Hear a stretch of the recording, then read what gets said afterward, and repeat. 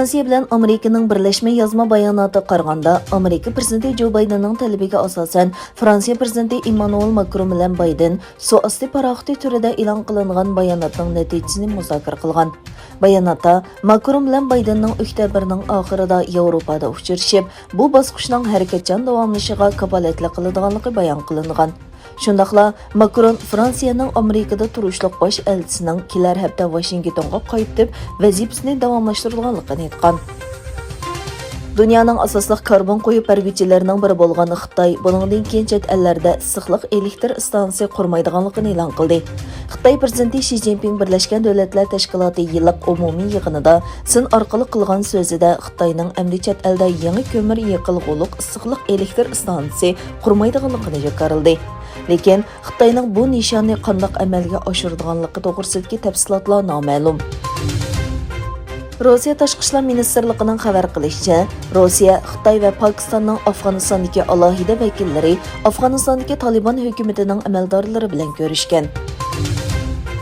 Turkiya raisi Erdo'g'anning Birlashgan Davlatlar Tashkiloti umumiy yig'inida so'z qilishdan ilgari Uyg'urlar va Kashmir krizi haqida nimalarni deyishi qiziq nuqtaga aylangan edi. Xitoyning ko'p yillardan buyon Uyg'urlarga qilgan ziyonkashligi isbotlari bilan o'tirg'a chiqqan va bir qism g'arb davlatlari Beyjing hukumatini irqiy qirg'inchilik bilan ayblagan bo'lsa-mu, Kashmir to'g'riliq uzun so'z qilgan Erdo'g'an so'zida biz Uyg'urlarning asosiy huquqini qo'g'dash uchun texnik ko'p kuch chiqarishimiz kerak deb qaraymiz dedi. Talibanlar Birlashgan Davlatlar Tashkilotiga yozgan xatida o'zlarining bir hafta davomlashadigan umumiy yig'in muzokaralariga qatnashishni xohlaydiganligini bayon qildi. Bu talab 9 davlatning vakillarini o'z ichiga olgan aloqador komitet tomonidan baholanadi. Amerika Tashqi ishlar ministri Antony Blinken Birlashgan Davlatlar Tashkiloti umumiy yig'ini doirasida Turkiya Tashqi ishlar ministri Mevlut Çavuşoğlu bilan Nagorno-Qarabog'dagi vaziyatni muzokara qildi. Blinken Çavuşoğlu uchrashishi 1 soat atrofida davomlashdi. Blinken Amerikaning Armeniya bilan Ozarbayjon o'rtasidagi tinchlik suhbatini izchil qo'llashga tirishadiganligini aytdi.